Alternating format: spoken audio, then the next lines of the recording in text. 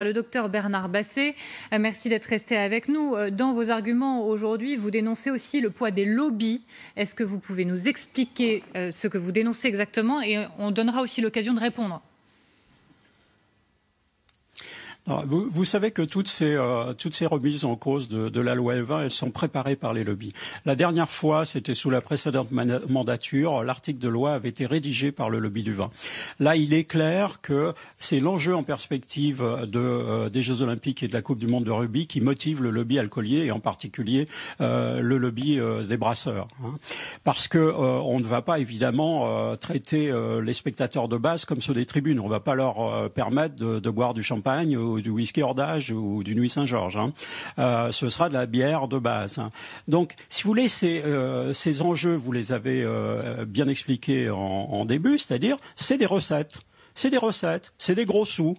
Donc, le lobby alcoolier a tout intérêt à promouvoir la vente d'alcool dans les stades, tout simplement parce que c'est les jeunes qui vont s'accoutumer à boire en allant au stade. Alors, qu'il y ait des problèmes que souligne le député, mais le problème, c'est que sa proposition, elle vise à les aggraver.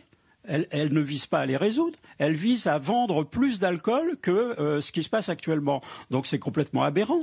Mais alors, docteur, je vais donner l'occasion à monsieur le député de vous répondre.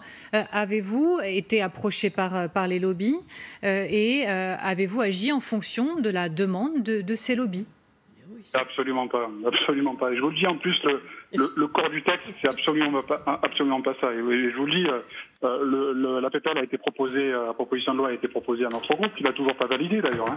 C'est pour ça que quand j'entendais le docteur tout à l'heure dire en catimini pendant l'été, le texte n'est pas inscrit pendant l'été. L'Assemblée nationale est fermée là.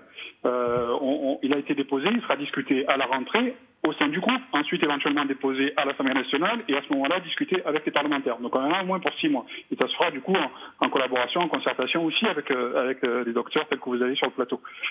Donc il n'y a pas de lobby derrière. Moi je dis juste que moi j'entends tous les arguments qui ont été annoncés sur ce plateau.